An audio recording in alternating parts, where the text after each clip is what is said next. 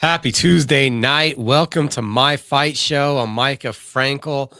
We are live on the Cage Minds YouTube, Facebook, and Instagram with a loaded show coming up tonight. Just a couple minutes. Our first guest will be along. We're going to talk to the one and only Barber Gabe from Barber Gabe's Fades. He has a story to tell us behind his performance and what was a more to it than we assumed week ahead of APFC 22. Garrett Wardell is going to come in to talk about collegiate MMA. And April 17th, there's going to be a grappling meet here at UNM. More details, 7 o'clock, the Pitbull. Josh Torres, it's fight week, Legacy Boxing Promotions. The Legacy continues 3 Embassy Suites. That's this weekend, and the Pitbull is here on fight week. Cameron Delano, May 6th, Blood for Blood, facing Alex the Terrible in the main event. 4 bands, 4 fights, and we get to talk with the PBR bare knuckle fighter right here this evening.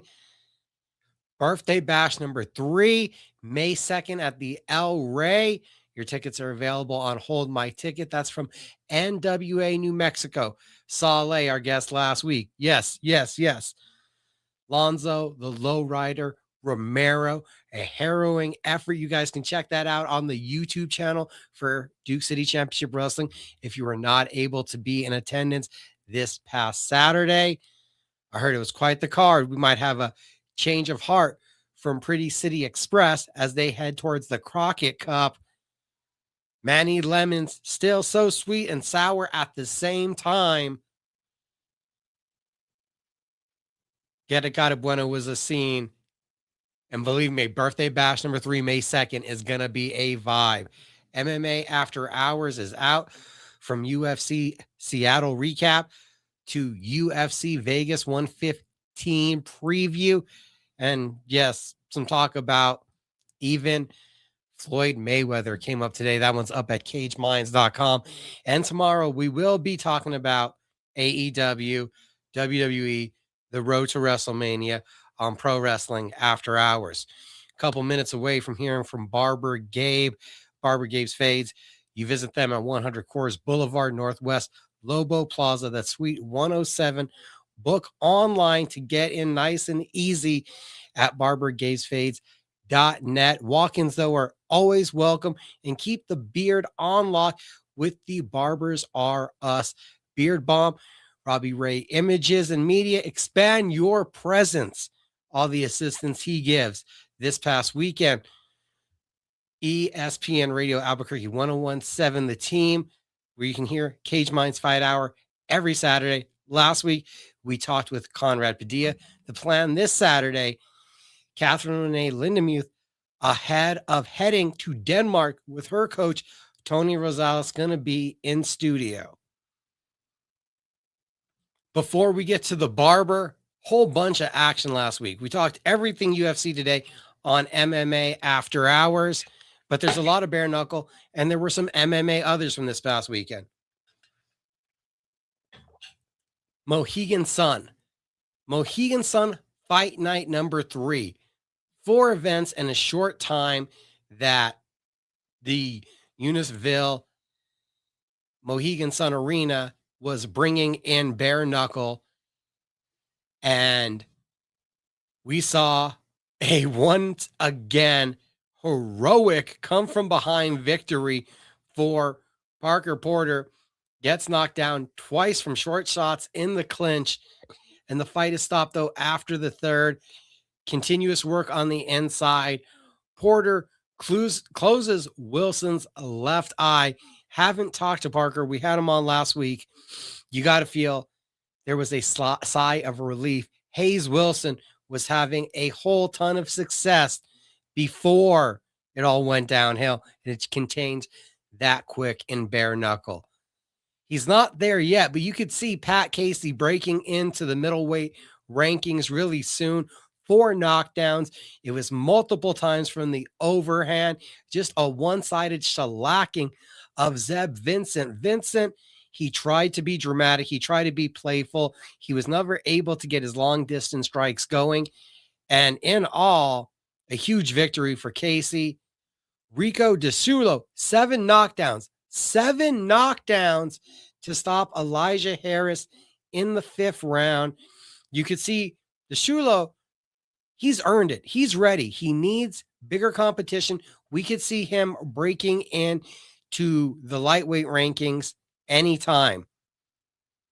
Gary Gigliotti, huge debut coming over from BKB. BKB, reigning champion, decides to sign with BKFC, gets knocked down in the 1st round, comes back against Timmy Mason to get off the canvas. First time ever his corner had said 2 uppercut, right uppercut, left hook combinations equals the finish. Gigliotti calling out Kai Stewart. He's been on vacation. We're going to hit up the King to see if we can get him back on next week. A ballsy call out. 6-0 in the sport. And as Gigliotti pointed out, number 1 ranked at 145 pounds, according to Box Rec. Maybe that will indulge BKFC. He throws his hat into the ring where you had Eduardo Palazzola, you have Nathan Rivera, and you do have Brian Rivera, all talking, or Brian Duran, excuse me, all talking about who should fight Kai Stewart next. Gigliotti with an impressive statement to throw his name in the conversation. Fight of the night, easily Alexandra Ballou versus Taylor Dagner. This one featured Dagner having overwhelming offense, huge pressure, eating a big left hook counter to drop faceplant in the 2nd round, making that round a 10-8, getting off the canvas, coming back to again install that pressure in the 3rd round. Not always in love with draws, but I really felt like this one was correctly scored and justified. Not to mention we had a epic comeback on the early free prelims. You can still go back and watch on YouTube as Joshua Whiteside was getting beat up on the inside, dropped twice by Isaiah Williams. He's able to find counter hooks from both sides to get the knockdown in the 2nd round and get the knockout, a big harrowing victory. We are just a couple minutes away from Barber Gabe. Barber Gabe's fades. The Barber, 2 wins in a row at APFC 22. He'll be joining us in just a moment.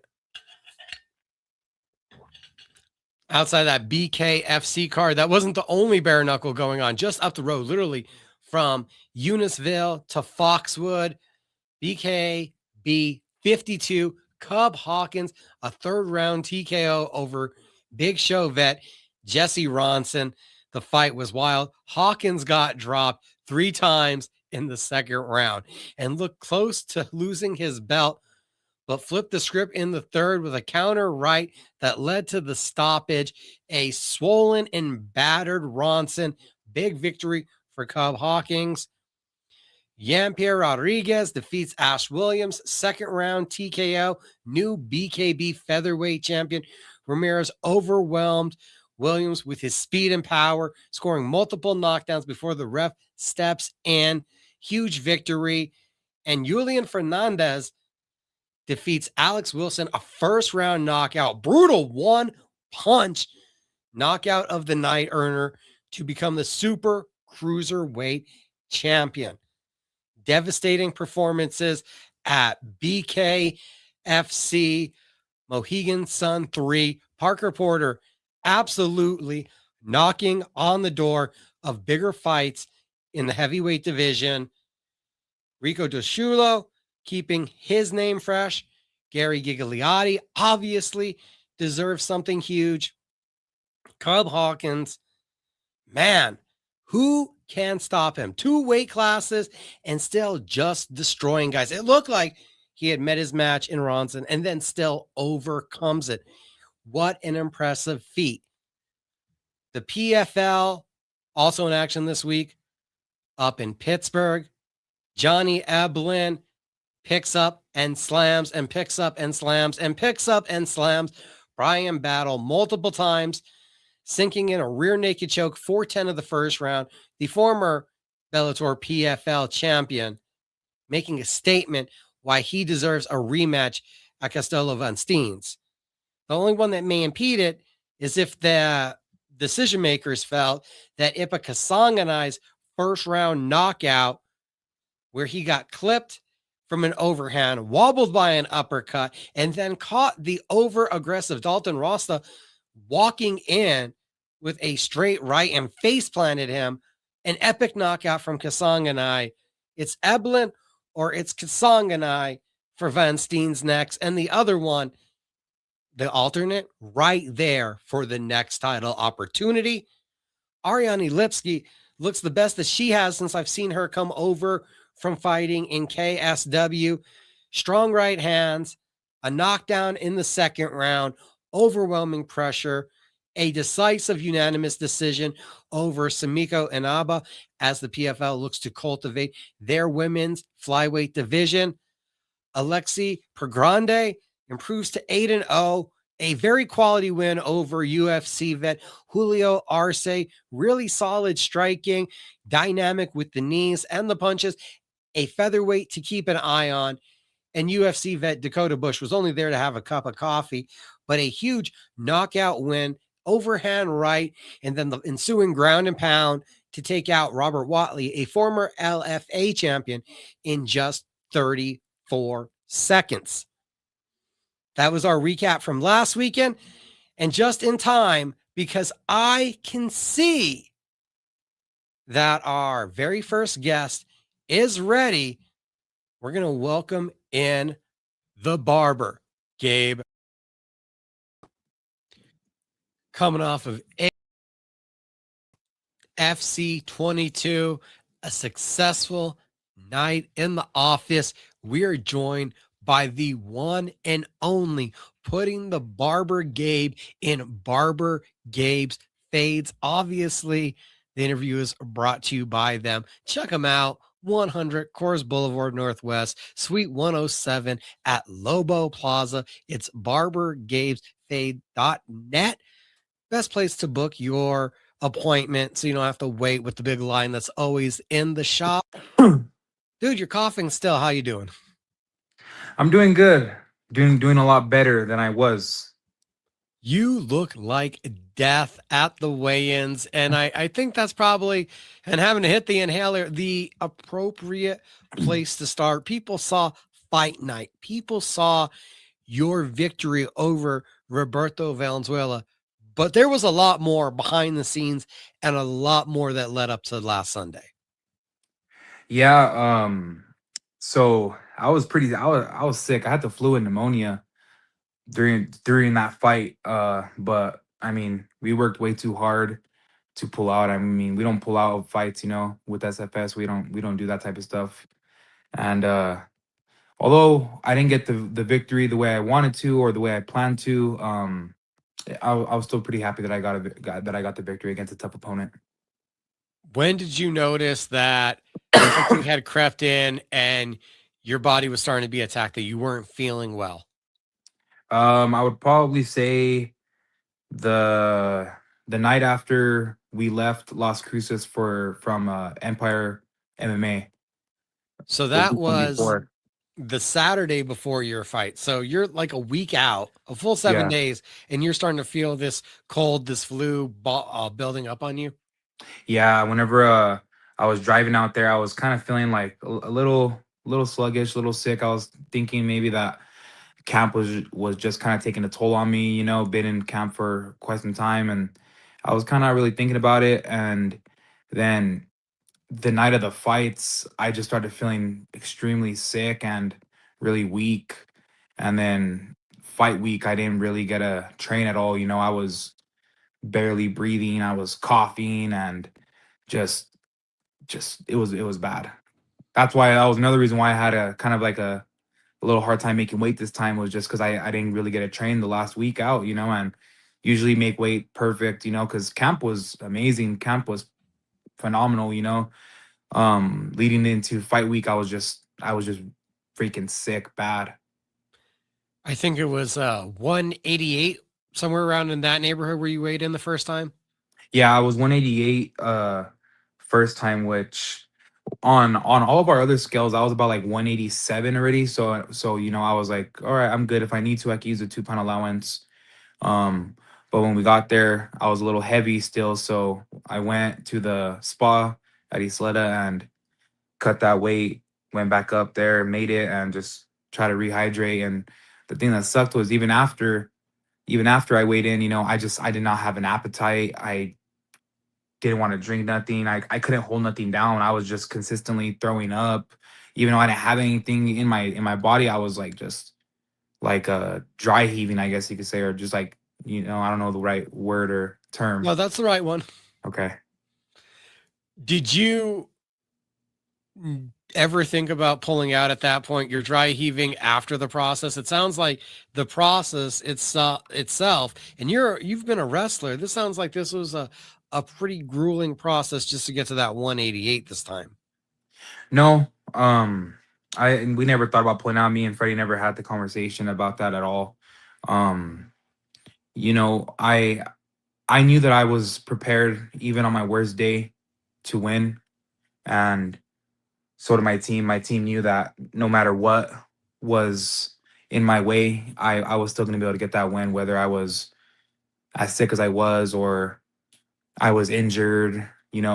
So never crossed our minds. How long is the dry heaving, the sickness? Do you just eventually go to bed? Like, what is that night like for you before the fight? Oh man, so I didn't even go to sleep until about 4:30 or 5 in the morning after weigh-ins. I just couldn't sleep. Luckily, I stayed at the casino, so I was able to just kind of get up, I guess, and just go downstairs and check in with the commission. But I had a pretty bad night that night. I just could not sleep. I was just coughing and couldn't breathe and trying to go to sleep, trying to rehydrate. So being sick and dehydrated plus the weight cut, there was a lot of different factors that were just not going my way that night. I was joking with you backstage because you had your blankie with you, but we understood why. You were under the weather. You were trying to stay warm. What was fight night like? Checking in and still feeling that bad, and it was quite a card. And for you being at the later end of the amateurs, we all checked in at the same time. You were there for a few hours, just having to, unfortunately, just kind of live in that area, feeling bad and watching everyone else prepare. Um, I honestly just wanted to go to sleep. Like I was tired, but I couldn't sleep, and I was pretty calm the whole night. I wasn't feeling no nerves. I was just kind of like, all right, I know I'm prepared. I know no matter how I'm feeling, my mind is stronger than what my body's feeling. And I had confidence in my preparation that I was gonna be okay, regardless of how I was feeling. But I definitely wanted to I definitely wanted to try to fight sooner. It's always nice to fight a little bit later on the card because it kind of makes you feel like a little more important, I guess you could say, or something. But I would have liked to fight a little bit earlier because right after my fight, I think I sat down and watched 2 3 more fights, and I was just like, yeah, I'm gonna go home. I went upstairs to my room and tried to fall asleep. What was the shakeout like? What's the preparation? What was that warm up like in the back as you're feeling this awful and it's your time. It's time to get off the chair. It's time to start getting warm. Um, it was pretty normal. I would say, I definitely was feeling more so out of breath, like a lot easier, but not tired, if that makes sense. I don't know how to explain it. Like I wasn't tired or like exhausted, but like it was very hard to breathe. Very, very hard to breathe. And even at the end of the fight, you could see like when they're trying to announce the winner, I'm just breathing out of my nose And I'm not tired. I wasn't exhausted or tired. My cardio was good, but like if I was to breathe through my mouth or take a deep breath, I would have been on that freaking. I would have been in that cage having a cough attack where I couldn't breathe. I had to get oxygen after the fight. Actually, the doctor gave me oxygen to help me breathe for a little bit. Wow. So it's the flu game. This is Jordan, the flu game in Utah. What happens when the music hits, when they're telling you to walk out? Did it feel any different? Did the mindset, the adrenaline, any of that stuff start to take over as your music's hitting and you're walking out? Yeah, as soon as my music hit, I mean, I actually tried to tell the production, I was like, I'm not gonna go out of the curtain until my music starts. And they're like, no, you gotta stand in front of the curtain and then your music starts. And I'm like, man, I mean, it's my fight. I want to do it the way I wanted to do it. But I love the organization, so I did what they said. But as soon as the music hit, my songs into the groove, and I start feeling myself. I start feeling a little better. The sickness wasn't really in my head, more so just I need to go out there and do what I do best, and show more than a one punch or a one-sided type of fighter. So it was it was it was pretty nice. What I would say is I didn't have the energy to do like my showboating that I usually do. Cause I mean in any fight I in every one of my fights I like to put on a show. And like perfect examples in the fight were when I was against the cage and he was hitting me in my stomach, and the commentators and everybody was like, "Oh, those ones he's hitting him pretty hard, this and that." And I didn't feel a thing. And in my head, I wanted to go like this, like whoa, to the cameras or something, but like my energy for that was just not there. Or when I cut him open and he started to back up right before I took him down, I wanted to point at him and like smile and say like I got you, but like I just didn't have that energy in me that night from being sick. Usually I do. I just didn't have the energy to do that. I was just like I need to get this done and stick to the game plan and try to go get some rest after this. It's been a long camp, but you work on a game plan. You instill that game plan. You've had it in your mind, and then you feel this bad. Was that still the game plan and more or less the implementation of how you wanted the fight to look? You struck a little bit. We went to your wrestling. You, like you said, cut him open, a new cut. It seems like for Roberto, it's been a bad night in the office each time in APFC, walking away with new stitches. But was that what you wanted the fight to look like? Um, yes and no. Yes, in the sense of I wanted to show that I could wrestle. I can grapple. They always mention that I have the tattoo on me, but I haven't showed it yet. So it was nice to be able to show some of my wrestling, but it was a disappointment to myself that I didn't finish the fight. I felt like I just didn't have that energy to kind of push a little bit more of that pace that I knew that I could. I guess you could say I was a little worried that if I did get fatigued, that I wasn't going to be able to breathe, because I knew that when I start to breathe harder, I start coughing and I start throwing up. And if I throw up in the middle of the fight, they're gonna call it. So I was being kind of conservative with it. But I mean, overall, I would say I'm pretty happy with the performance. We saw a lot more of your kicking game. The low kicks were a big instrument for you on the night. Was that part of the plan to really soften up the legs of a guy that the first time we saw him, I thought, oh, this guy's a boxer? Yeah, I have really good leg kicks. I just haven't. I think I haven't really implemented them a lot. I've implemented them when I first fought Dylan Matthews because he was so tall. I kind of had to like switch up my game plan with him because I just couldn't hit him in his head. And from that, Freddie was like, "Yeah, we should probably start working on those a little bit more." And I don't know. We knew that he was a dangerous opponent everywhere. In reality, he's a tough dude. He's not gonna just give up. So we just prepared for everything and just wanted to really showcase the full skills. You're the only one that could tell us how bad the weight cut was, how sick you were all week, how sick you were all night. Taking all of that into accord, you're beating yourself up a bit. How do you feel about the performance overcoming that kind of a week and still digging down, gutting out a victory? Um, I would say that I showed myself that I'm pretty mentally strong.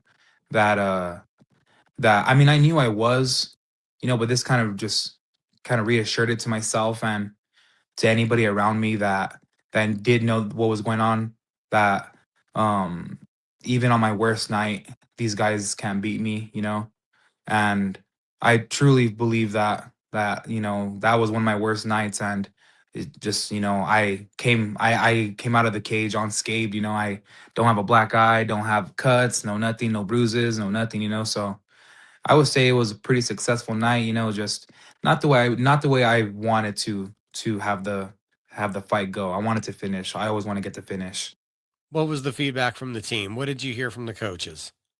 Just extremely proud of me that I finally showed my wrestling, that I finally wrestled in a fight. Because I do it all the time in sparring, and that's truly, I'm a wrestler. I could kickbox, I could stand up with anybody that I fight, but my team was just extremely proud of me and very, very happy with my performance.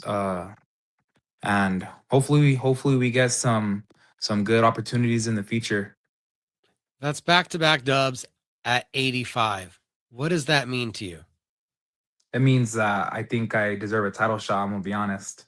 I would love to have the opportunity to fight for a title, especially with APFC, because their middleweight champion hasn't been active, and the last time he fought, he actually went to a different organization and he lost. So I think it's time that they give New Mexico the opportunity to get another belt, but this time as an amateur belt.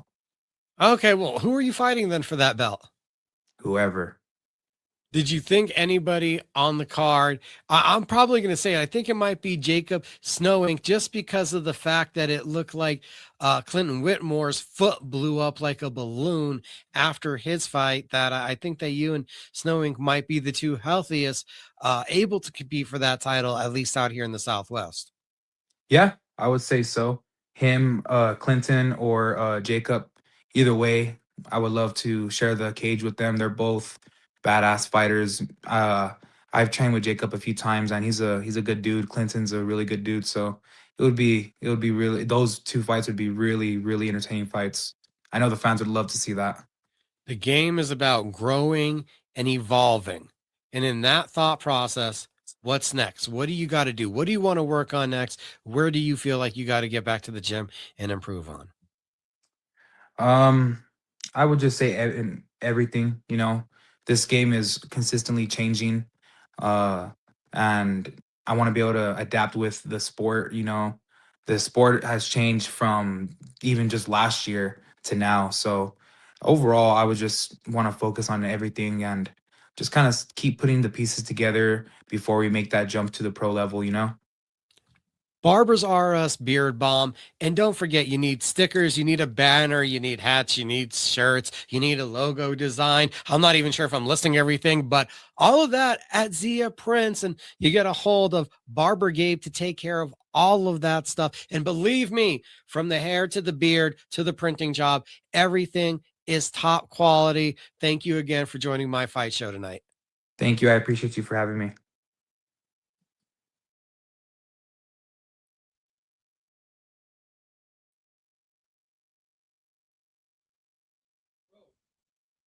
Whoa, there we are. Okay, get reset. That was awesome interview. Barber Gabe. It was a flu week. It was a hard fight week. He got through. He made it through. He comes out with the victory. A bit of kickboxing, a bit of wrestling. We're going to be turning the page very quickly. We want to start to talk about National Collegiate Championship MMA program. Yeah, that's a mouthful. And we are going to do that as soon as we're able to get contacted with Garrett Wardell. It looks like he is trying to get in the chat right now. We're going to message him and see if everything's going okay. Looks like he is working on the process to get in the conversation. So we're going to give that just a moment. But we got grappling at UNM. Yes, the University of New Mexico, April 17th.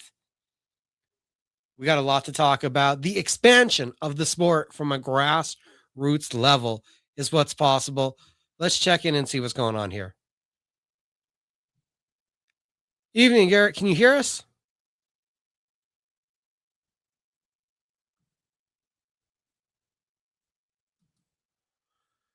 Think he's still working on getting everything transitioned over. So we will have our second guest up. That is at least the intent right now. While we're live to bring in our second guest any moment.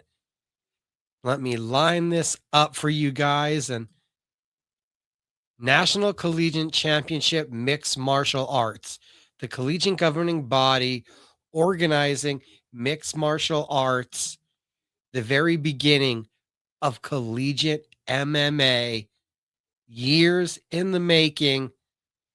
And it looked like this is something not looks like, but that has been, I remember, trying to be established since 2017. Okay, now I think our guest is here with us. Let's bring him on in. Hey, sorry about that. No. Fine. How you doing tonight? I had to switch over. I had you all loaded up on my computer, and I was like, I don't know what the heck's going on here. I had it all loaded up, ready to go. So my apologies, guys. It's fine. How you doing tonight? Doing good, Micah. How we doing? I'm doing good. It's been a while since we've heard of your initiative, Collegiate MMA, a grassroots expansion of the product. How's the process going? Dude, it's been a journey, man. It's a marathon. It's not a race. So put it out there. Yeah, I pretty much got kind of started it in 2014 with getting Lobo MA chartered as a student at UNM and kind of just figure out the process. I call it the lab process. A lot of these teams, like New Mexico State, Aggies MA, down there with Steven and Nigel, those guys have been working hard. They've been in the lab trying to, figure out what's going to work. It's a little different than a lot of like wrestling clubs, boxing clubs that are out there, kickboxing.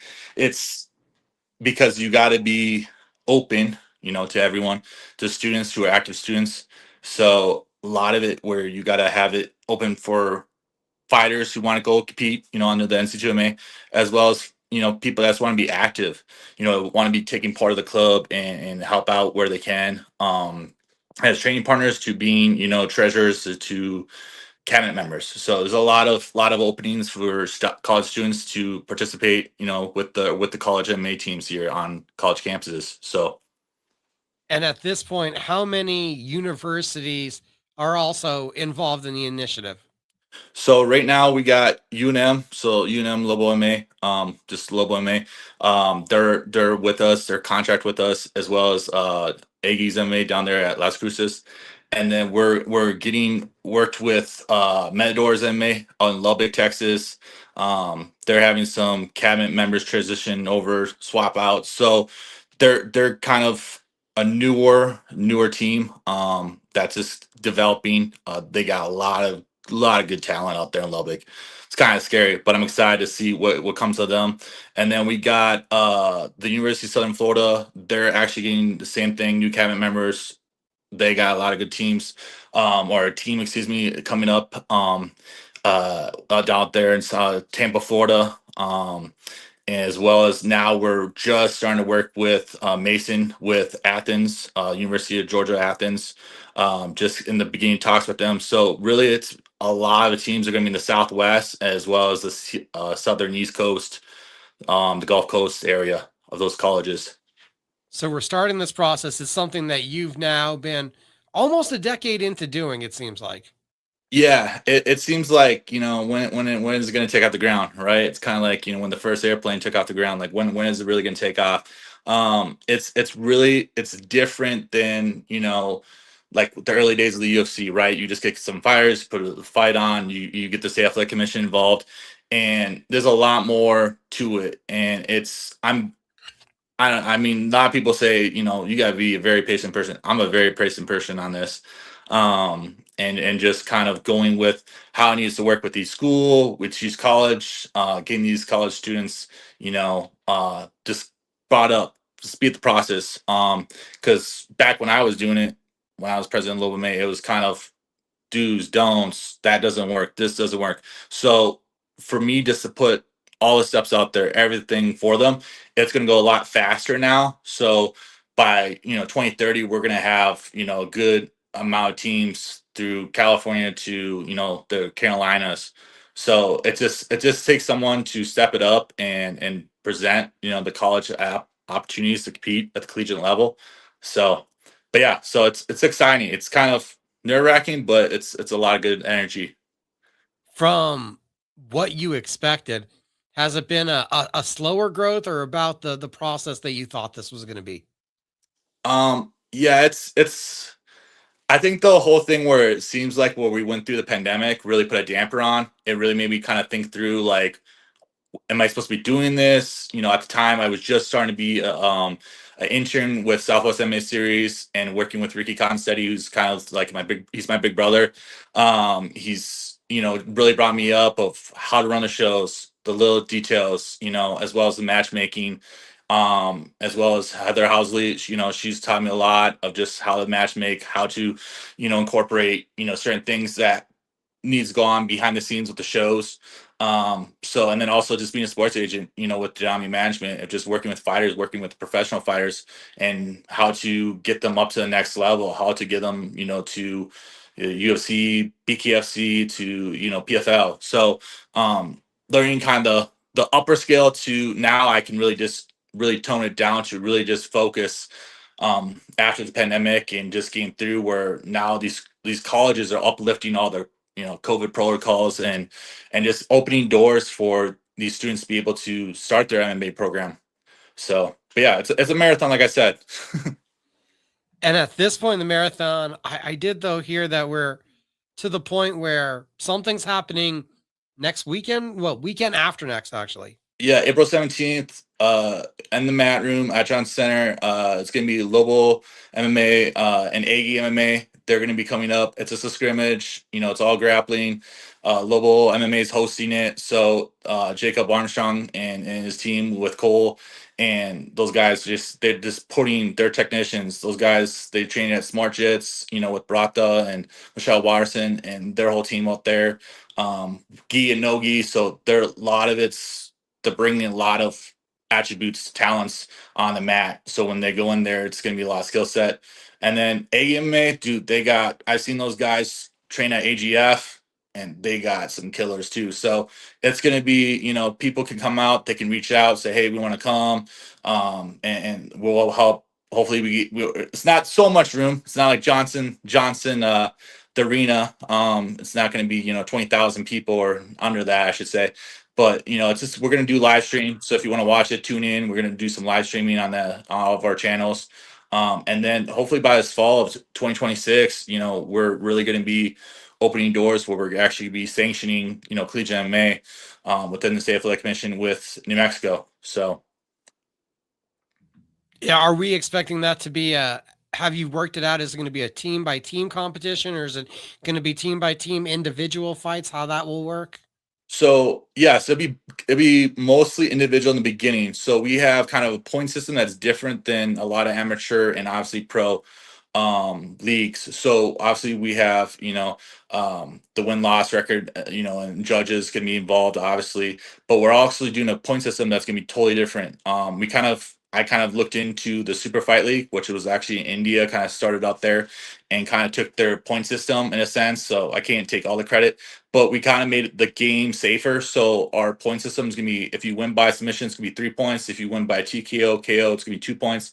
If you win by decision, it's going to be 1 point. So we're really trying to make it team oriented.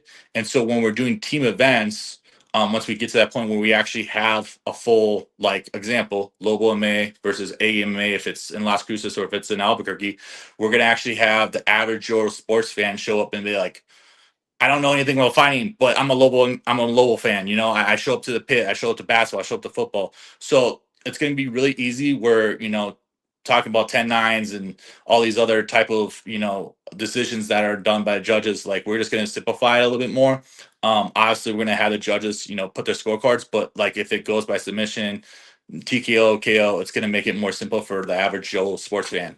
And every club president, everyone I talk to loves the idea, and I think it's going to be great for the sport. It's going to, altitude it a little bit more. And it's just going to make it more easier to when we're doing matchmaking and all that. It's just going to make it more precise and not just here, let's put this fight here, let's put this big fight here, and let's put it together. Like, and it's, not going to be coming out to how it should be. One of the bigger aspects of all college athletics is recruiting. Has that started to be a thing for these teams to be looking at the talent that they're trying to cultivate towards these teams, even though there's only a few of them? Yeah, I mean, yes, there's a few of them, but like once we get growing, and this may shock you, it may shock a lot of people. Collegiate MMA with it, like I've done mitts, I've done ran practices and all that, all walks of life. We've had soccer players coming in, we had football players, we had obviously the common ones, wrestlers, jiu-jitsu guys, the MMA guys that come in, and they do really well. I've done 45 minutes with a ballerina who's just kicking the heck out of the actual Muay Thai pads. So it's like we can have all walks of life, and this might blow you and people thinking this way, but collegiate MMA has the most ways of recruiting college athletes to join these clubs.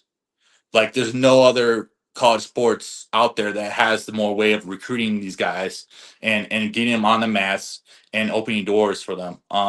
And be able to start their amateur career where they're actually not stressing out and coming in with Aggies MMA with Zia Martial Arts, with Mark and Spencer down there as their coaches, doing the job and just focus on part and just be able to focus on tuning in and taking, a soccer player and getting them more tuned into kickboxing and then working the jiu-jitsu game. So it's and also we also have like the United States Fight League, the amateur fight card, ages 8 to 18, they can get recruited. Obviously, high school wrestling would be a huge one. I know a lot of high school coaches or college coaches are going to hate me saying this, but a lot of these coaches that are trying to recruit these high school wrestlers, they'll be like, yo, why am I not getting this so-and-so? Why am I not getting this, 3-star recruit coming to, Northern Illinois or Northern Iowa and be able to come in being, full scholarship, or maybe I'll be taking, a lot of these schools be taking red shirts away. So there's a lot of opportunity for these college teams to be able to recruit, to go out there during the state tournaments, to jiu-jitsu tournaments, to whatever, and be able to open doors that way. So if they're thinking about it. And then we also can have not just undergrad, we'll have master's students, so people who are getting a master's degree as well as getting a PhD degree. So there's a lot of open doors that can happen for these students in all walks of life right now. With the college platform and with that rule set, is it going to be traditional amateurs? Or I've seen in New Mexico, we're a little bit different. I have seen some states, Florida, Texas, where some amateurs wear shin guards in the amateur MMA fight. What kind of protective equipment are you guys thinking? Are we going to do the normal just 4-ounce gloves and no other protection, or is there something different with collegiate MMA towards the amateur circuit that we've seen here? So yeah, we're definitely going to focus towards safety. Like, we're going to abide by all the safety requirements coming from the State Athletic Commission, like, New Mexico, like Texas. Mostly our novice and open divisions will have step-in shin guards. We'll be able to, like, if the amateur in the state of New Mexico is allowing like elbows and that, we'll allow the elbows. If Texas is not, then yeah, we're pretty much going to work where it's going to be a universal rule set. So it's going to be, we kind of already have our rules and regulations already in place, but we also have to abide by the State Athletic Commission. It's like, well, this is how it works in our state, and we're going to have to abide by those rules. And then once these guys get to open division, which is our top 10 ranked guys, all the way to, our champion from the previous year up to the current champion, like those guys, we're going to take off step in shin guards. We're going to get these guys ready. A lot of those guys might be, 21 years old to 23 to, all the way up to 27 years old. So a lot of those guys, they need to get ready to like get their pro, almost pro debut going. And they get a sense where a lot of these promoters in the professional leagues and the professional farm leagues, in a sense, can actually, see how they can do without, the safety pads and all that. MMA expanding by leaps and bounds. Garrett Wardell at the forefront of trying to take the sport that we all love and now push it to a collegiate level, open doors, give athletes a new opportunity, streamline another pipeline towards professional opportunities. The more combat sports, the better. It was great getting to talk to you. I knew I was only going to take up a couple of minutes of your time tonight. Everybody, check out the Instagram page. It is NC2 MMA to get more details, and maybe go check out some grappling on the 17th at UNM. Thank you, Micah. You have a good night. Hey, you too. Never ceases to amaze me what's coming next in the world of combat sports, MMA. It's a great innovative idea. We talk about the multitude of AAA MMAs that are out there, the multitude of different feeders. Now we're talking about jump-starting that college aspect. We've seen Haley Cohen's going to be in action this weekend, a one-time Olympic, or not Olympic, but high caliber collegiate gymnast and tumbler who prospering in MMA. Tons of great wrestlers that we've seen for a multitude of times have the opportunity to really flourish in MMA, and now they'd be able to get their feet wet a little bit sooner. So it's a really cool opportunity that I'm wondering to see how it's unfolded. It's been a passion project in the works for quite a few years. And on the 17th, Lobos versus Aggies, because that was one of the roots of this thought. If you've ever seen one of the interviews I've done before with Garrett, you tap into the college fanaticism.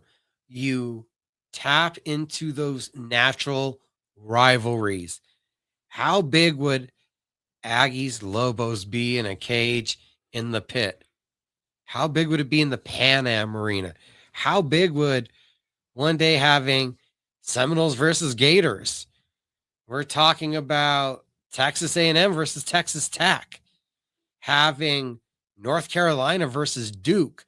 There are these natural rivalries that you can elevate and take into that physical realm now if collegiate MMA is truly able to prosper. Passion project that Garrett has been working on for quite a few years that has been evolving. As he said, with a lot of things, COVID slowed it down. So this is a project that looks to get jump-started back underway. Top of the show, we quickly flew through what happened the weekend from BKFC, BKB, the PFL. Dawned on me to check out the rankings announcing his retirement. No surprise, Donald Sanchez is dropping in the middleweight rankings. Wouldn't be surprised if PFL tries to talk him in, BKFC tries to talk him into one more. Excuse me. Mike Richmond has announced that he's dropping out of light heavyweight, so he's also falling down in their rankings. Not a lot of movement, though, coming off of this weekend's action. Last weekend in Florida felt like the biggest winner, Juan Carlos Rivera,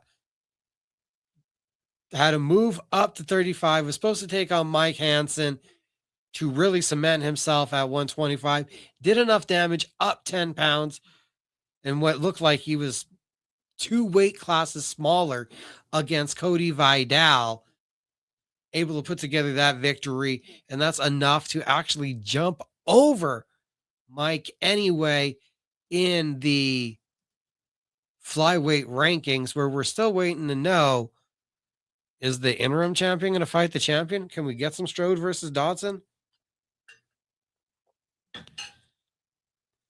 On the Bare Knuckle show today, they talked to Jessica Borga. Sounds like she is on the road to recovery and is eyeing a fight with Aspen Ladd. She'd like the rematch with Christine Faria. I think the Aspen Ladd title defense is much more likely, but it does pose a good question with Jade Masson Wong going over to fight MMA and the MVP promotions. Christine Vicens having been stagnant. I thought Rosalinda Rodriguez was working her way towards Faria, and then she suffers a loss down at 115 to Shelby Cannon. I don't know what's going to happen next for the Queen of Violence, Britain Hart, Sarah Shell. That is the fight that should be made in the women's 115-pound division. They've had some jaw-jacking. They've had a bit of back and forth. I think that one is a natural pathway to get Brent Hart to return to BKFC, defend her title. The doctor has earned the opportunity. That one seems like it would make a lot of sense. I also think that Harry Gigliotti coming over, getting the second round stoppage, getting tested. I wonder if you knock him for getting tested by Timmy Mason, or in the new environment, the big arena, the bigger ring, the fact that he was able to overcome and get the stoppage, does that jump over a Brian Duran? And Duran going to fight in dirty boxing. Edgar Palazola, is he healthy? Kai Stewart with a load of options. That was something we talked about earlier. Cub Hawkins, another dynamic performance. This was his most challenging. He got tested. He got dropped. His knee touched the canvas. He went down. Not once, not twice, but 3 times. Still overcame it, proved his mettle, overcomes Jesse Ronson. Really fun weekend for the Bare Knuckle audience. We talked about the PFL. Middleweights, even though it's such a crucial weekend for them, there's no movement. The voters there still saying that Ivka Kasanganai is coming in at 3, below Fabian Edwards, below Johnny Eblin. This might not be updated, actually, because Dalton Rasta somehow up a position. Jordan Newman down 1. Natan Schultz somehow goes up 1. I'm not sure if the PFL actually did us the favor of updating their rankings, or I'm looking at something that's a little bit outdated, but at least BKFC, UFC staying on top of it this week. Got some news going around. The PFL is going to be in Brussels. We have that one coming up, I believe, in May. And you get Dongi Agbena, Glory champion, making his MMA crossover against a familiar name to the MMA game, to the kickboxing game, former Bellator fighter, Joe Schilling. So stitch him up, coming back, and he's going to be welcoming another fellow heralded kickboxer into the game of MMA. Real American Freestyle with another event. Armin Sarukian, Colby Covington, the 2 stalwarts of the promotion. I don't know if I would have bet on those 2 names having been so prevalent for Real American Freestyle. The next big thing at heavyweight, Gable Steveson has signed with the promotion. So if you guys missed that one, the singlet going back on, getting on the mats, Gable Steveson going home in the best way possible. One championship has dissolved their entire women's strawweight division. It is in flux. Expect a influx of talent over to the UFC. The road to UFC appears to have quite the lineup for this coming season. Couple more things from PFL actually coming through. Alexander Romanov's coach says that Romanov will be returning to the PFL to take on Rodrigo Nascimento April 11th in Chicago. I would assume that means he is no longer participating in the Gamebred bare knuckle heavyweight tournament that was going to be starting in the Dominican Republic. We saw Muhammad Usman. They had removed him. He is signed with ACA in Russia. You now lose Alexander Romanov going back to the PFL. Keep you up to date to see on how the bare knuckle heavyweight tournament that Jorge Masvidal is going to be putting on will be taking shape now that it looks like a couple guys have hit the exit button.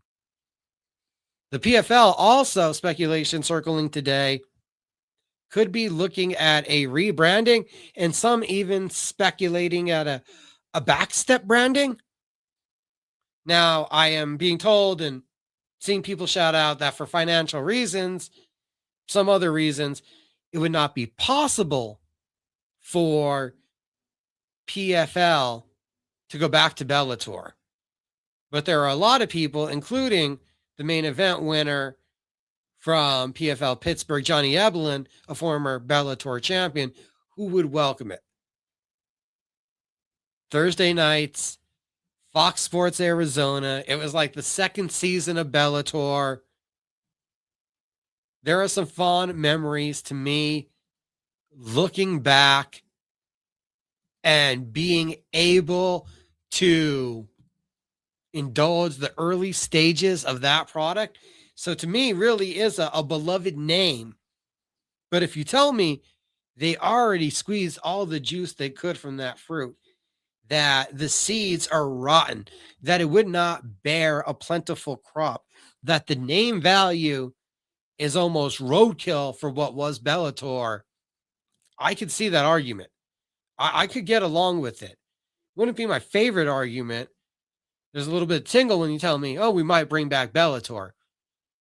But I can understand where you say it's depleted. I could also tell you that there's a lot of sense made in the theory that the PFL, the Professional Fighters League, is almost a damaged asset. And that I know I'm a media personality who watched it intensely, but I first associate their brand with the seasons and the tournaments. Now they're going in a traditional model. You've basically even cleaned the slate of the people who are running the show. Could it be time for a rebranding? A new corporate identity? I could see that being a sensible move. A fresh brand, a fresh look, a fresh feel. We hear that, well, BKFC is taking away fighter banners and could be heading towards a more uniformed look. The roughest, toughest, wild outlaws of the combat sports world now want a corporate uniform look while taking away banners. PFL, while still indulging their entities with the Takedown brand, have loosened the restrictions, it feels like, on having that buttoned up corporate look. Could you also just let go of the name? You've stopped the fight kits or their uniforms from Takedown. You're now allowing fighters to have a lot more personality. As you saw the bridge, the yellow that was on Don Rosa's shorts. If you saw the Spanish and the championship ensemble that Castello Van Steens was wearing. If you looked at the battle that Brian Battle had on his shorts, allowing that expression of personality is different than what was the foundation of the PFL. It's a very good possibility then that you get rid of that whole feeling. New presidents, new CEOs, new people running the show. So why not a new MMA promotion? It's quite possible that this could be a whole new word for Bellator following this year anyway.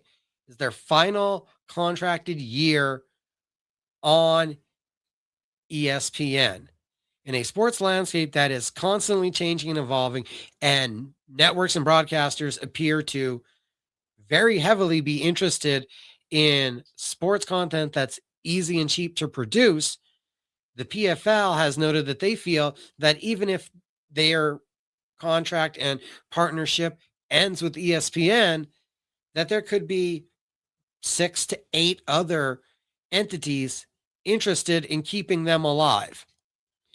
For a long time, it's now, at least according to Combate out there, that DAZN was the lifeblood of Bellator.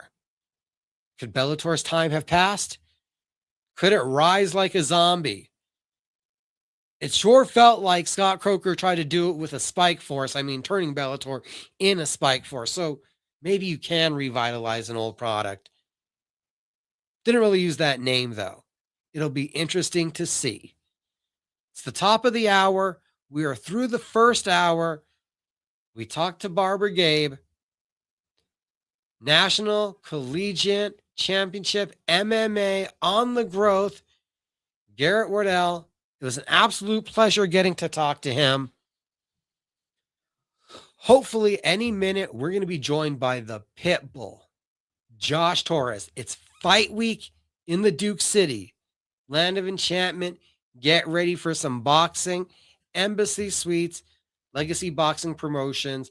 The legacy continues. 2 weeks ago, had the pleasure of talking to headliner Abraham the Hammer Perez on Cage Minds Fight Hour. Check that out on cageminds.com, or wherever you listen to your favorite podcast. That one was part of ESPN Radio Albuquerque, 1017 The Team. They heard it first before we got it up online. And then just a couple weeks after that, we had Christian Cabral, El Puma on here. One of the topics was that all-time epic rivalry with Josh Torres that ignited the city. Was one of the bigger crowds post Holly Holm that I've seen at the Route 66 casino. The Pitbull Josh Torres, we're expecting him to join us here shortly.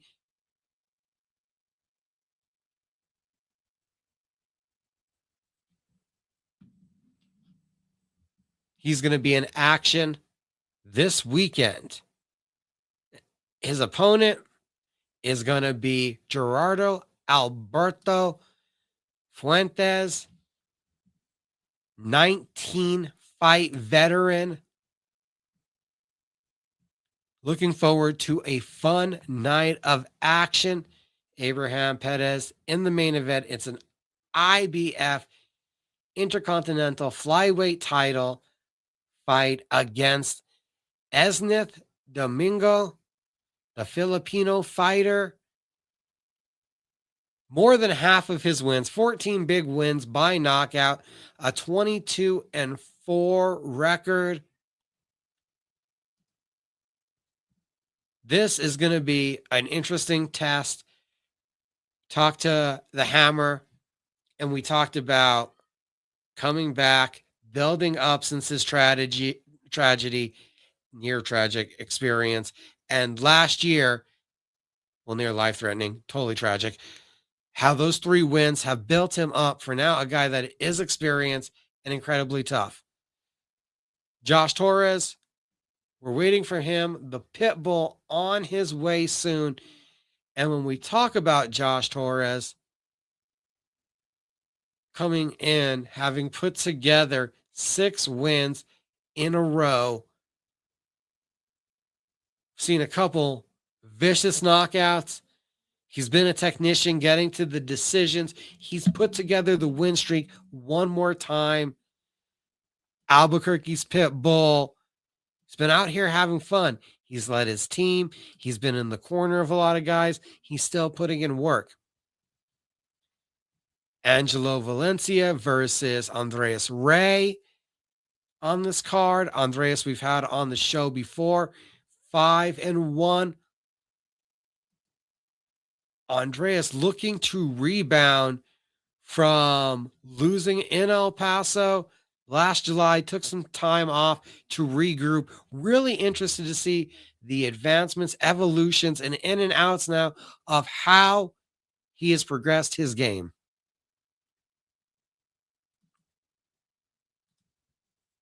Maximus Moya had been set to be on the card. Oh, there he is. Maximus Moya versus Herman Ponce. Going to be making his debut. Eric Thompson versus Marcelino Delgado. Elijah Blue Martinez versus Bryant McLean. Low-key, high possibility. That one's just going to be a banger. We know McLean.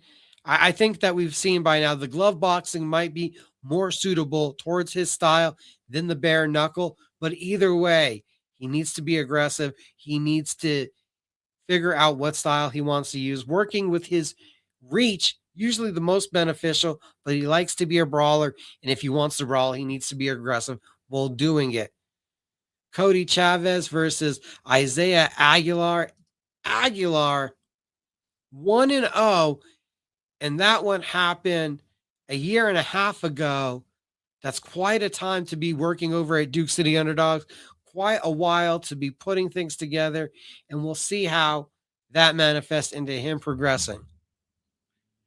My fight show.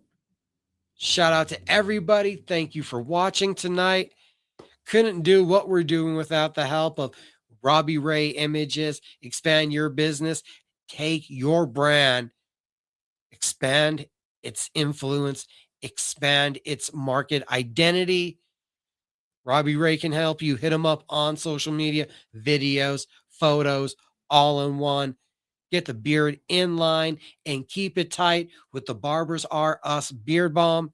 And if you need the full haircut, it's Barber Gabe's Fades at 100 Coors Boulevard, Northwest Suite 107. That's at Lobo Plaza.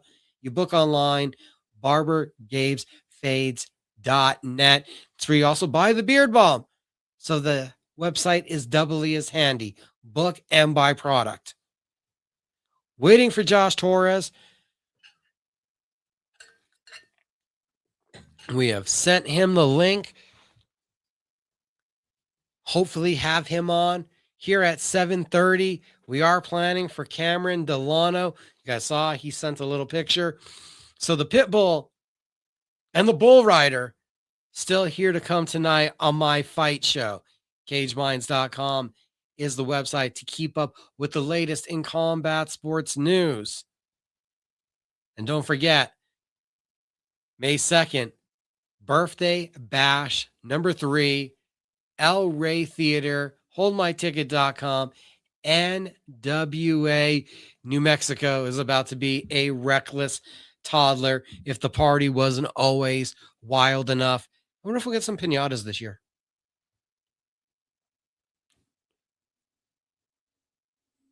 We mentioned one championship. We've mentioned the PFL. Might as well bring up Power Slap by this point.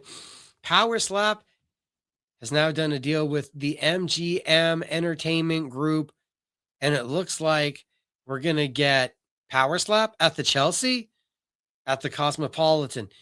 The very first event in a long-term partnership, V-Chain Power Slap 19. The Hawaiian Hitman versus Manu, presented by Monster Energy. This starts April 17th during WrestleMania weekend in Las Vegas.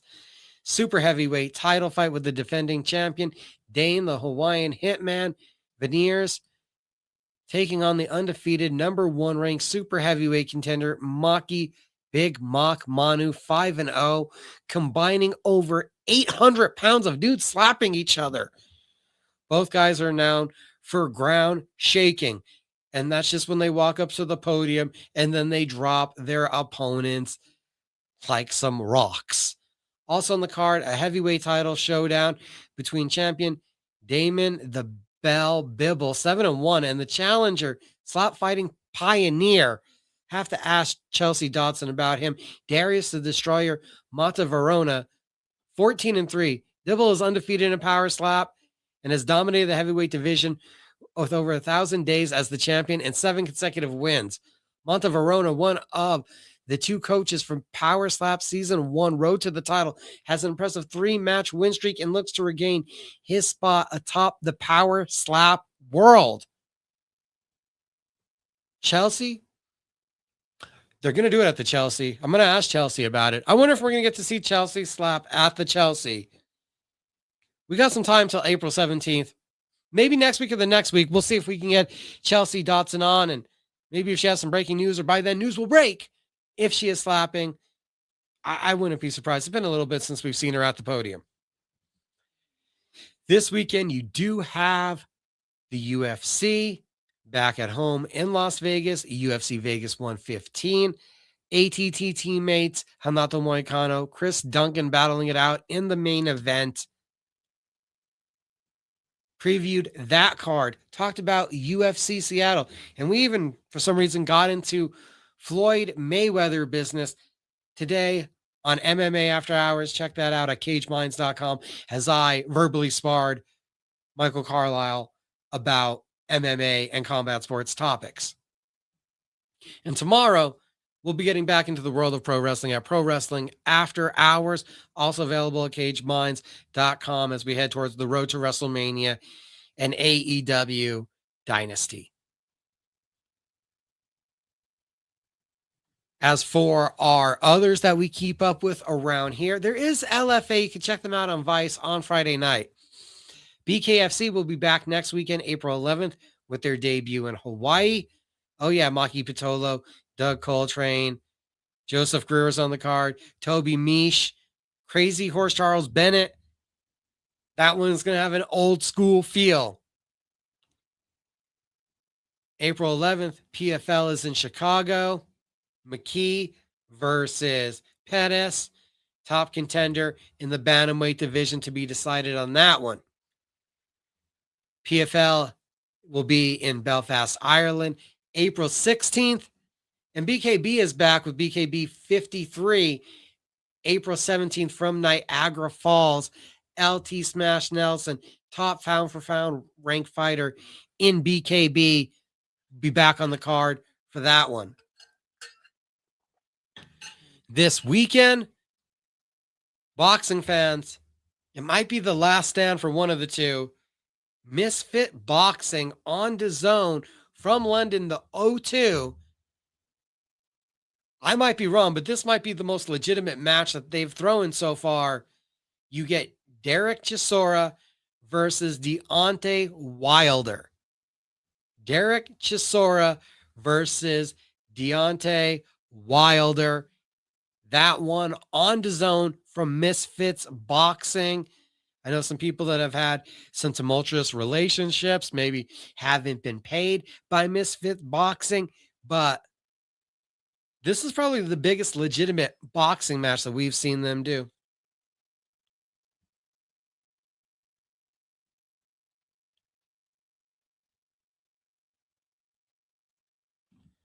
Sending out another effort towards Josh Pitbull Torres. See if we can get a hold of him tonight. Fight week for Legacy Boxing Promotions. Cage Minds plans to be live on the scene. I'll be there at the weigh-ins. Got a couple things going on Saturday night myself. So if you're there live at the NBC Suites, say hi to Franklin Romero and Adrian Romero, who will be there live covering.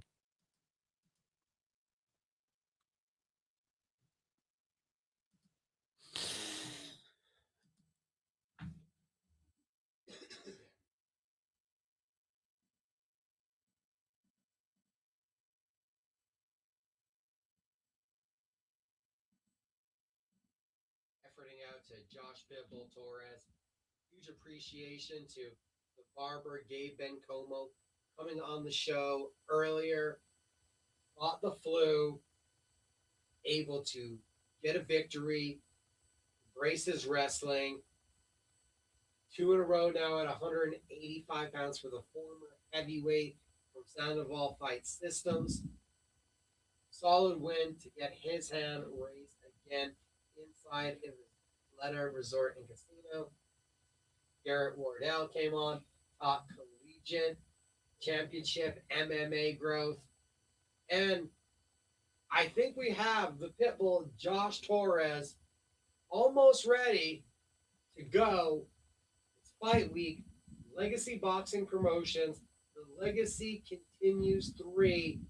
As soon as the pit is ready, give me a thumbs up and we'll bring you on in the conversation, sir.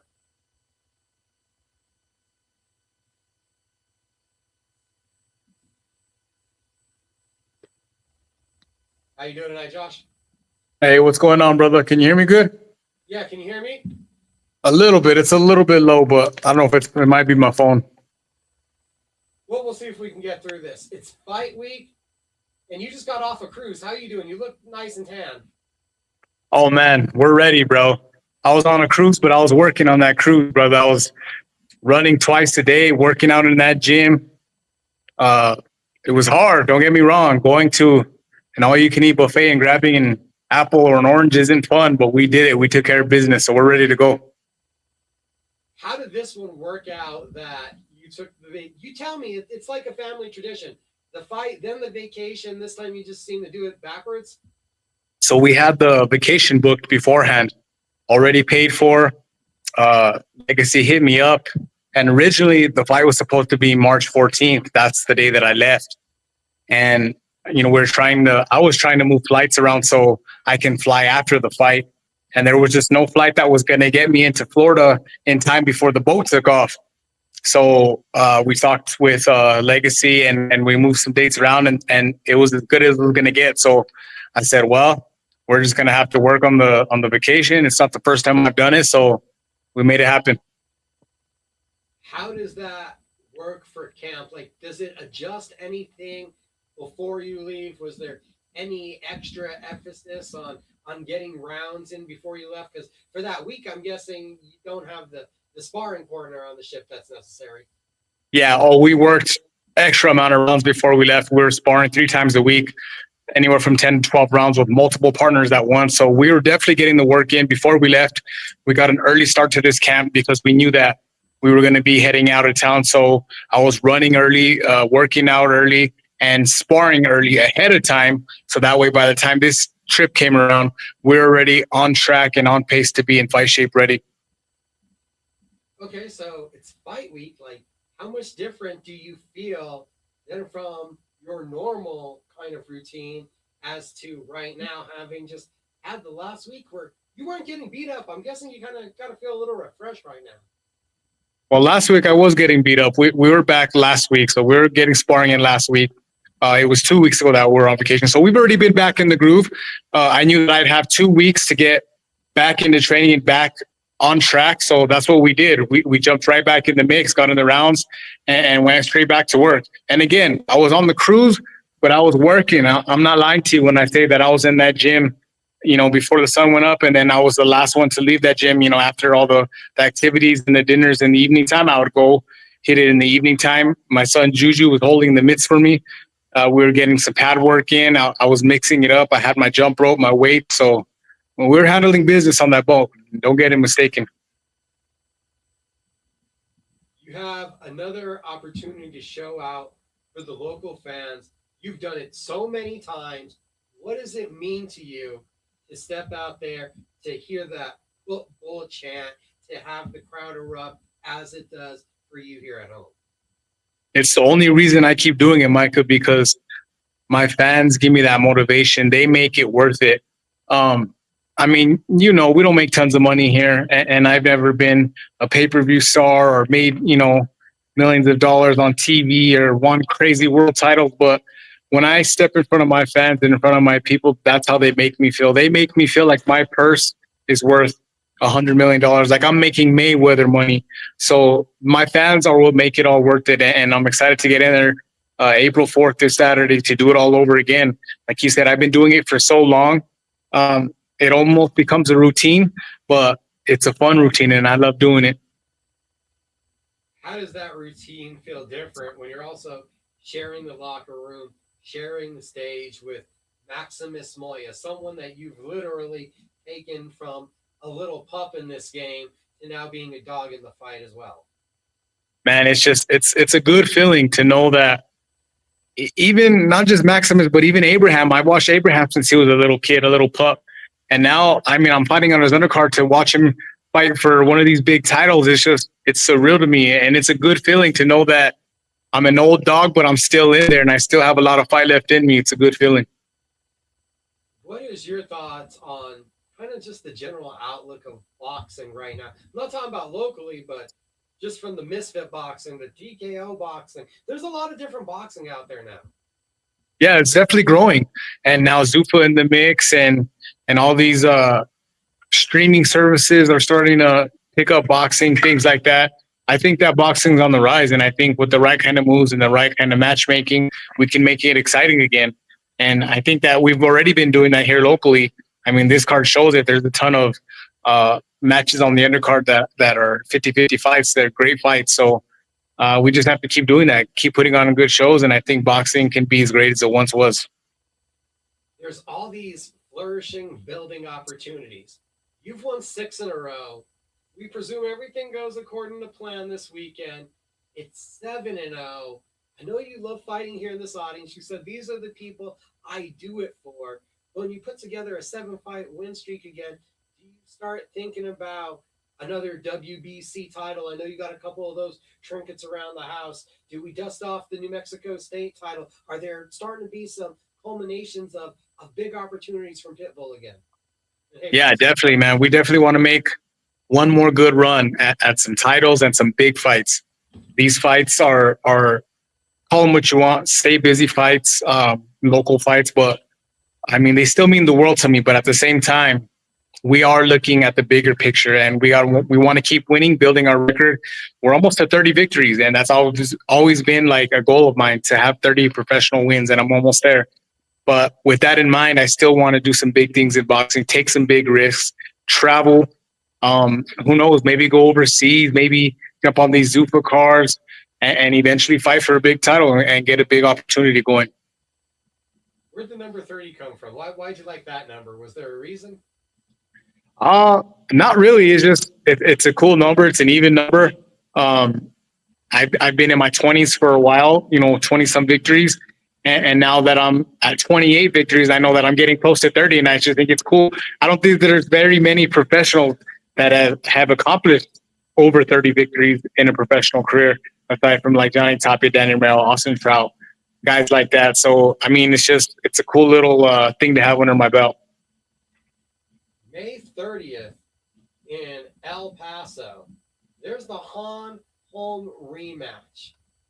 We've seen Holly pushing it here for years. Could you see Josh Pitbull Torres in his 40s still doing this? I'm sure my wife doesn't want to see me doing it in my 30s. She's been ready for me to hang him up. She's ready for me to retire and enjoy the finer things in life. But like I tell her, my body feels good. I still feel strong at 36. So, I mean, only time will tell. I don't know if I'll be doing it in my 40s, but I can guarantee that I still have a lot of fight left in me, and I still want to do some big things in the game. Big things in the game, and you've really presided on keeping the game afloat. What has it now been like you said, watching a guy like Abraham take this step up, get these title fights, and you're now uplifting his card? Yeah, it's an amazing feeling, man, to know that all the work that I've been putting in, it has meant something. Maybe not world titles, maybe not a lot of money, but we've kept the sport alive. We've kept it afloat. We've kept this local scene and the people interested in wanting to come to these fights. And hopefully when it's all said and done, guys like Abraham and Maximus will say, man, I'm glad Pitbull was in the game long enough to keep it alive, and to know that I've, put my name into New Mexico Boxing Hall of Fame legacy. It is a good feeling. I believe the last time you stepped in the ring, you did get to don the Lobo outfit finally. Does that go down for you as the favorite fight kit that you put on? One more time. I didn't hear all of that. What was that?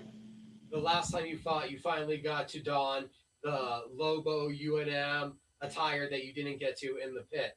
Does that go down as your favorite fight attire? Probably not my favorite. Probably my second favorite. I think it might have been close to my favorite had it been in the pit. I think it would have been a lot more meaningful. However, my most meaningful attire was when I wore the Johnny Tapia memorial trunks. If you remember, I had his portrait, and not just Johnny Tapia, but Vicente Garcia Picosito, some of my good friends that have passed away that we've lost in the past. It was like a memorial set of trunks. So those ones mean the most to me. But the Lobo gear was fire for sure. I just wish we would have done it at the pit. With the creativity you have, are you busting out something new for this weekend? Honestly, we're taking it back a step. We're just kind of keeping it simple this fight, but it'll still be nice, but a little more simple. So the fans will have to wait and see. Another craze that's become huge around here locally. There are food trucks everywhere. So we got to know, does Pitbull have a favorite food truck? Ooh. One of my favorites is La Lotis. It's one of my good clients. They own it. So that's one of my favorites. They usually park up on like Bridge and Central and 94th Street. That's one of my top ones. But I mean, every once in a while, I'll just stop at a random one because there's so many. It's like you can hit a rock going down Coors or going down Central and you can hit a food truck. So I try random ones. And yeah, I definitely love the food trucks, man. Definitely a fan of those. What makes a good taco? I don't know. It's got to be good meat. It's got to be good quality meat, man. We got to start with the meat. Are you a For sure. guy? What was that? Are you a carne asada guy? Oh, yeah, for sure. All right. Josh Pitbull Torres, this week, fighting at home. What does the week look like for you the next couple of days? The next couple of days is just fine-tuning. We're tapering down, of course. All the hard work's been done. There's nothing that we can do in the next few weeks to make us any more prepared for the fight. The hard work's been done. Now we're sweating, of course, working out, keeping it light, and just more mental preparation than anything. And of course, the last couple pounds when we need to do that, and then we're ready to go. I half the time see you with the St. Louis Cardinals hat. Does that mean you're already paying attention to baseball? No, not quite. I'm not the biggest baseball follower, just a fan of the Cardinals, I guess. He likes the hats, people. Yeah. Josh Torres, this weekend, back in the ring, Legacy Boxing Promotions. I had talked to Christian a while about it, too. Every time I see you guys on the same card, I think back, you guys shared something special, did something special in this community, and it's truly to be recognized how the two of you guys have kept everything going. You had one of the biggest moments forever, and now we see you guys being pillars for this next generation. Yeah, man, that night was one of a kind for sure. It just had so much energy, and it was electrifying to be there in the Route 66 casino. And to be honest, I feel like Christian and I left a little piece of us in that ring when we fought each other that night. And to know that it went down in New Mexico Boxing Hall of Fame for Fight of the Year, it's a good feeling. And props to him. He took a little layoff, but he's back. He has some momentum on his side, and I know that he has some big things coming. I'm sure, just like me, he's staying busy, but he wants to do some big things in the future too, and I'm sure he'll make that happen. So I'm excited for him. Saturday night, Gerardo Alberto Fuentes, what do you feel is the approach that you need to take in this one to be successful? I just need to be myself. I need to be in there and fight comfortably. My last fight, a lot of people know I wasn't comfortable in that ring. I wasn't confident in that ring because I had some prior injuries I was dealing with. I had a bad training camp that I was fighting up against. So mentally, I wasn't really in the fight. I did what I had to because I'm a dog to survive and do what I had to do to win.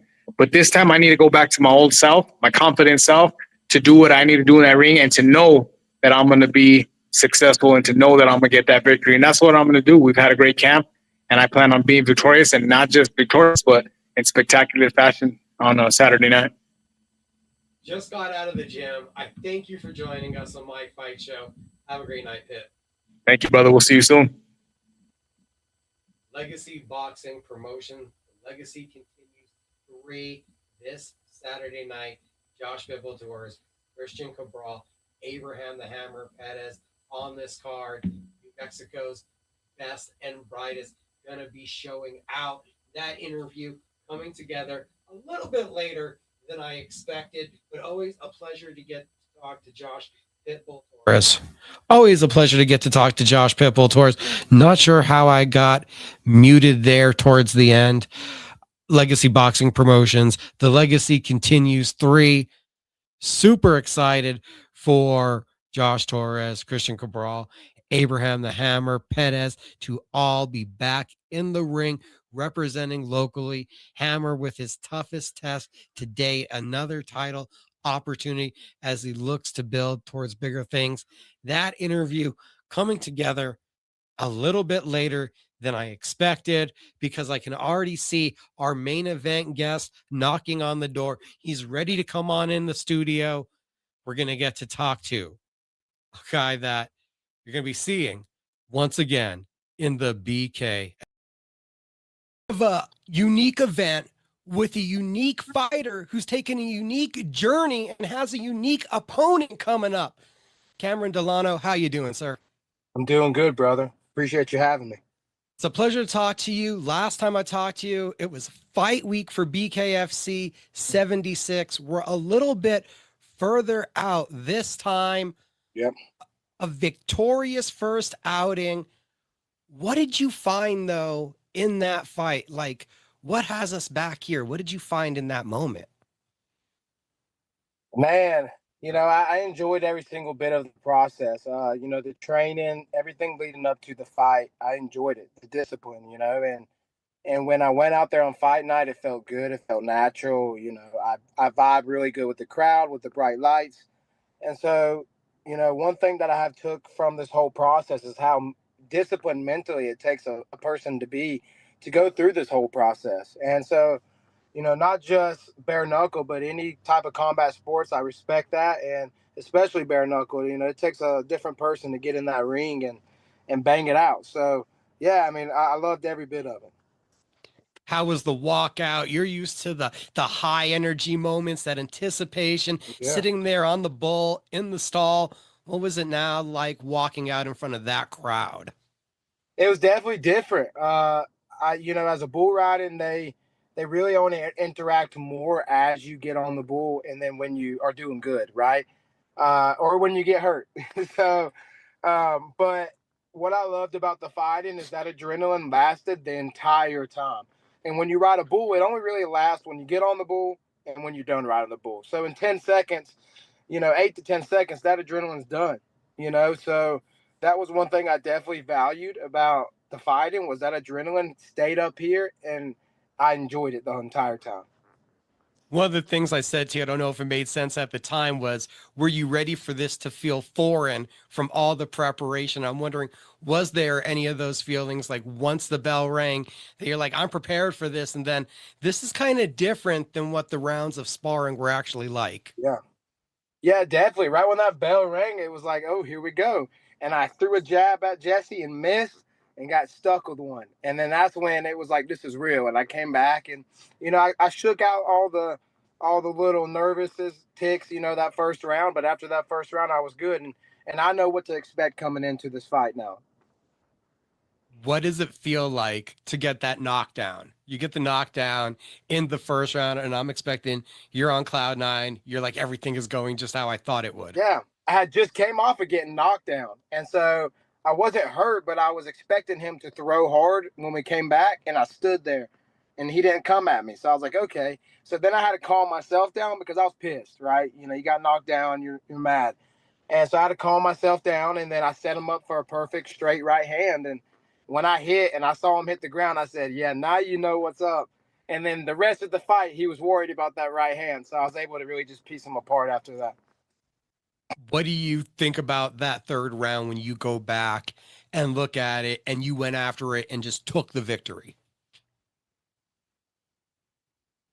I can barely hear you. Say that again.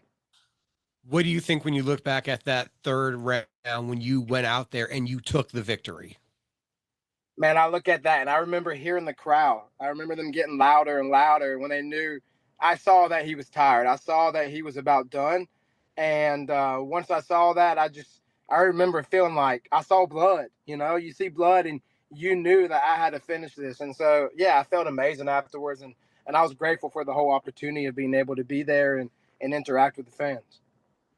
You had told us, and I don't know if everybody believed you at first, that this wasn't going to be a one and done, that you were now in this sport, and that first experience just reinstalled that to you that, yes, you want to do this? Yeah, absolutely. I was telling one of the other guys that, when I got closer to the end of the camp, I knew how mentally it made me better. And so I was like, I'm going to keep doing this. Right. And so, and then getting the win, just the icing on the cake. So, yeah, I plan to make a career out of this as long as it allows me to fight. You had told us previously that you would watch bare knuckle with your daughter. Yeah. Has she watched your fight? Yeah. So I called her after the fight, and I got on the phone call with her, and she was like jumping up and down and super excited, saying, "Good job, Daddy." And that emotionally tapped to another level. And I started crying on the phone because like that brought out the reason why I was doing it. Right. And, and I love every bit of it. And it gave me such a happy feeling that, I got something planned for this event. She'll be there May 6th, and we have something very special planned for the walkout. Oh, that sounds outstanding. Can't wait for it. It's so cool that bare knuckle, the short time you've been in it, this is family for you already. How big this has Absolutely. become. Talking about family, your teammates are like family and you've rolled with them. And one of the other things that stood out, as I remember, you said you enjoy a bit of a verbal back and forth. You enjoy the verbal sparring. And we've seen that now come out at press conferences, whether Yeah. it's yours or somebody else's. What has it been about BKFC that has brought this lion out of the bowl? Let's be honest, there's only so many places that we can act like a kid, right? And so, we can't act like this out on the street. You get arrested. So being able to do this with other fighters and being able to do the shit talk, being able to say, hey, let's fight, let's punch each other in the face. I'm getting paid for it and it's legal. So why wouldn't I love doing that? I had a little scuffle with Garbarino up in Philly. I'm sure you saw the videos on that. And I got some words for him too, right after I win this fight. You're making enemies quick in this sport. You're just calling out names left and right. It sounds a lot of fun. Yeah, absolutely. I love it. Is Bryce Hall still also, as we're talking about names, still a name that you're looking at? Because you've brought him up several times, and now we're to Alex the Terrible. So I'm guessing we're moving past. Yeah, I mean, I got tired of waiting on him. I waited on him almost a whole year, right? We had contract. We said, hey, let's fight, let's fight, let's fight. Him and his team avoided it at all costs, saying, oh, you don't want it, you don't want it. I've called you out on national television. You got in for a face-off. Don't tell me I didn't want it. And I even put all the terms on in his court. I said, we'll do your weight, we'll do your place, we'll do whatever you want to do it. 2 weeks, 2 months, 6 months. It don't matter. And they just, beating around the bush about it. So according to some of the people deep in the BKFC, from what I hear, he really probably isn't going to fight again. But if he does, I want to be the motherfucker that humbles him. And instead, this is a really cool opportunity. Were you Yeah. at all familiar with Slaughter to Prevail or Alex the Terrible before this name starts to come across to you as a business proposition? I wasn't, and that's just because I don't follow that side of the stuff. I had seen a couple of his videos before, but didn't know that was him, right? And once they told me who it was, I looked him up and I was like, perfect opportunity, And what I loved about him is he has a big following. He can sell the fights, it's good. It's good media. It's good, all of that. But he has a dog in him. And that's something, with the Bryce Hall fight, we all know that would have been a quick, easy fight, right? But someone like Alex is going to come out there and give me his best work, and it's going to be a fight. It's going to be a bare knuckle fight, and it's going to be a war. And I'm prepared to leave that ring with a broken jaw, with a broken nose, whatever. I just hope he's ready to do the same because he's not going to be singing the next night. He's been in, people have seen the body modification, they see the videos screaming, they see the band, and they've seen him talking about bare knuckle, even the hijinks of wrestling a bear. But if you didn't follow her deeper, you might not know that he's had 2 bare knuckle encounters himself professionally. He's someone that's game and willing to go into this. Did that almost heighten the intrigue for you in this proposition? The willing that you're like, oh, he really wants to do this? Yeah, it definitely did, and I took a risk on this fight. I stepped up a weight class. A lot of people don't know that. I stepped up a whole weight class just to take this fight. And the weight class that I accepted is the weight class that I walk around at. So it's like, it's like I took the risk. I know he's got the height. I know he's got the reach. I know he's got a dog in him. I know he's Russian. They all got dogs in the Russians, right? So, I definitely it's definitely just as big of a risky fight for me as it is him. But I'm a dog, and the difference between me and him is he might be publicly out there with his psychopathness. I'm not. So you'll see that come out in the ring May 6th.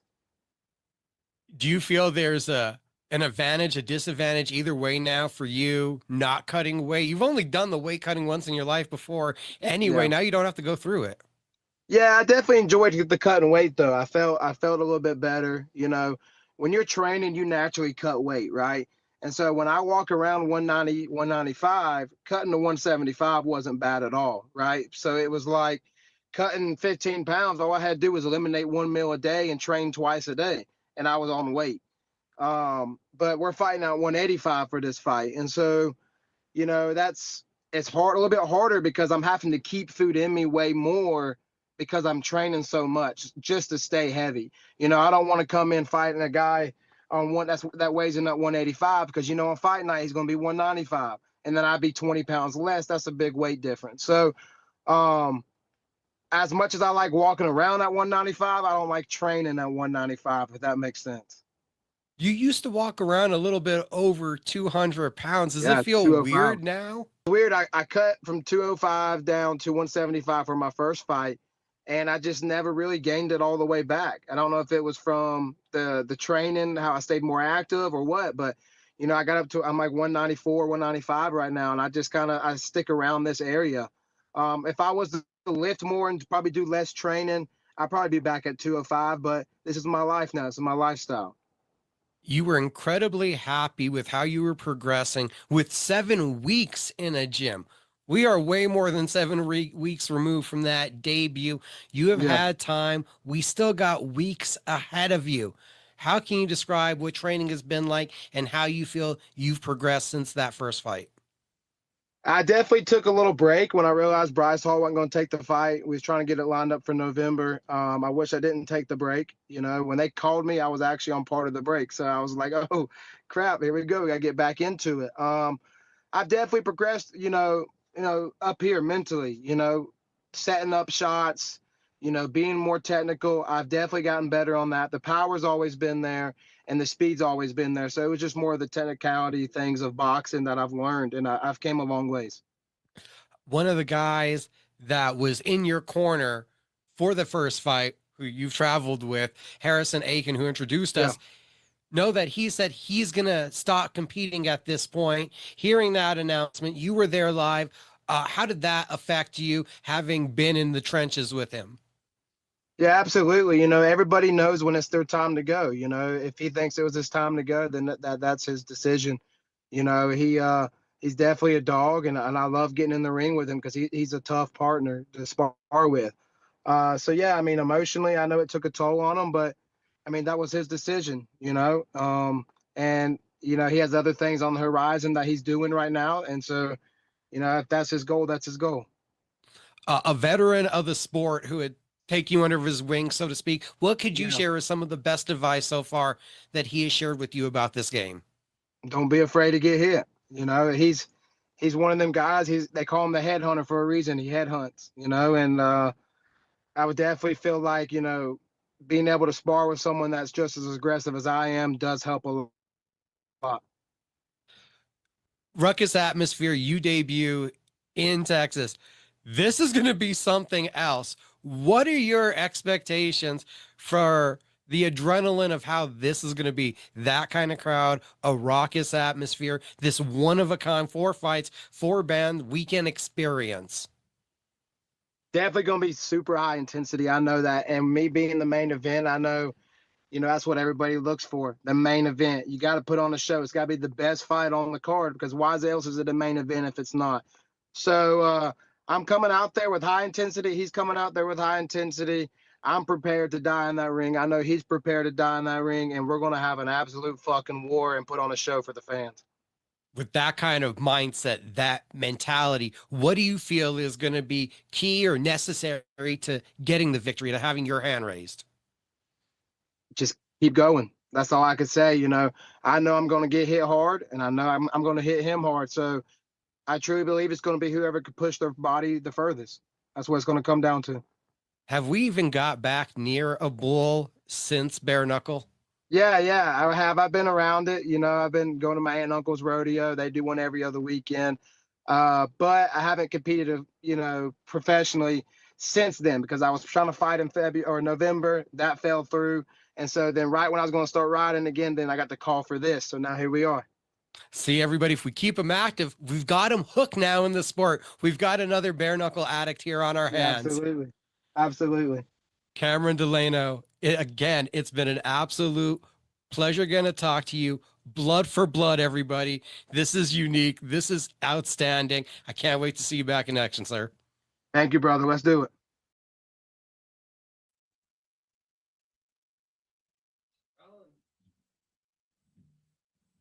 Telling you guys, blood for blood. I want to be there.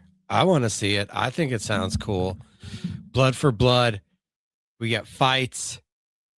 We get chaos. We get bare knuckle.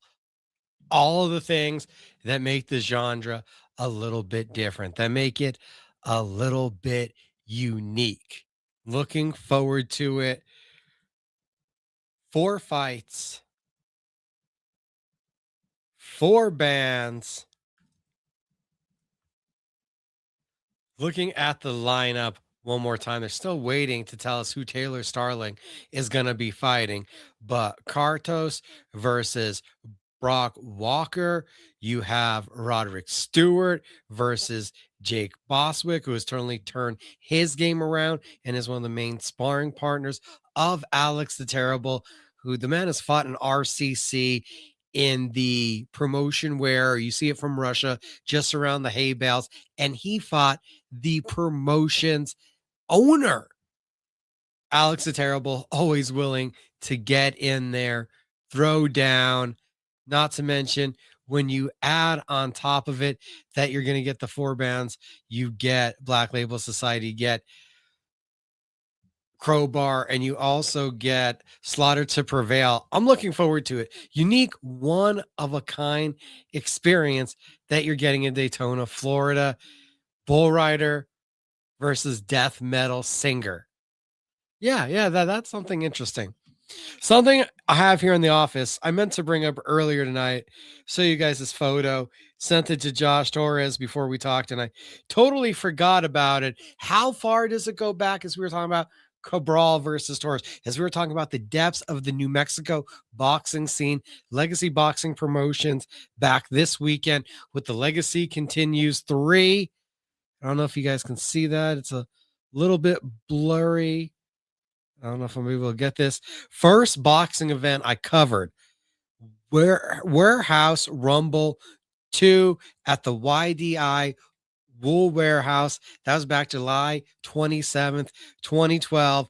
Josh Torres, Joe Gomez in the main event. At that point, Christian Cabral just 3-0 heading into the fight. Almost 14 years ago, Cabral and Torres both back in the ring.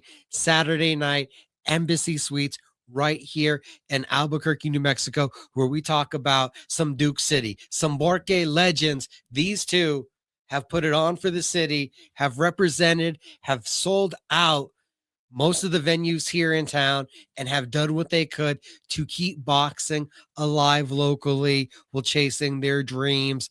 Abraham Pettis, the next generation. We have Andreas Ray. You have Maximus Moya. Last weekend, you can still see the videos, multitude of videos because we had some Wi-Fi issues, but we were live. Cage Minds at Nowhere to Run 16 at the Overtime Bar and Grill. Thought it was going to be the last one at Overtime before the promotion heads a little bit further north up in the state, but we are hearing words that there could be another event being planned and happening May, maybe June. One more Overtime, one more Nowhere to Run kickboxing event at Overtime Bar and Grill. In the talks, in the works right now. Maybe we're not done with the amateurs yet, but the pros are still in the talks and still in the works. Keep supporting local. Don't forget, NWA New Mexico Duke City Championship Wrestling is turning 3. That's going to be May 2nd. HoldMyTicket.com.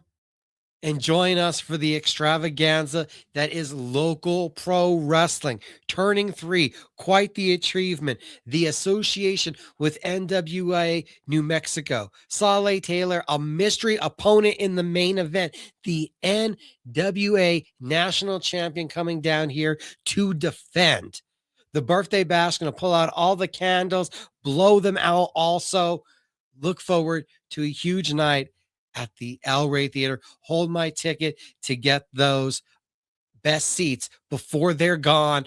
We appreciate what NWA New Mexico helps us for this show, what Talk ABQ does.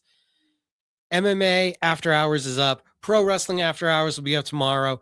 Shout out to Conrad Padilla for coming on Cage Minds Fight Hour, ESPN Radio, Albuquerque 1017 The Team this past weekend to talk about jiu-jitsu, the cauliflower community that he's building, and his recent and upcoming stuntman work. This week, Tony Rosales from Rosales, Kaji Kimbo, and Karate, along with his professional pupil, Catherine Renee Lindemuth, ahead of their trip to Denmark in May. Big title fight. We're going to have them on Cage Minds Fight Hour this Saturday morning. That's 9 to 10 Mountain Time, local here in New Mexico. And then afterwards, cageminds.com, Spotify, Apple Podcast. A lot going on in the combat sports and professional wrestling world. We're glad that tonight you stopped by and shared some of your evening with us to talk about all of it, from Power Slap to BKB, BKFC, PFL. Shout out to all of my guests, the Barber, Gabe Bencomo. Visit Barber Gabe's Fades to book your appointment. Get to Lobo Plaza, get the haircut. While you're on there booking your appointment, buy the beard balm. Love the product. Holding it in tight, keeping it shiny and nice. Robbie Ray for your images and media, the newest commercials that we want to populate here on the podcast. We can make them. He can do it. New image. Need something for a promotional flyer. Robbie Ray has you covered. Enjoy the entertainment. Keep fighting. Visit cageminds.com. Like, share, subscribe. Have a wonderful night.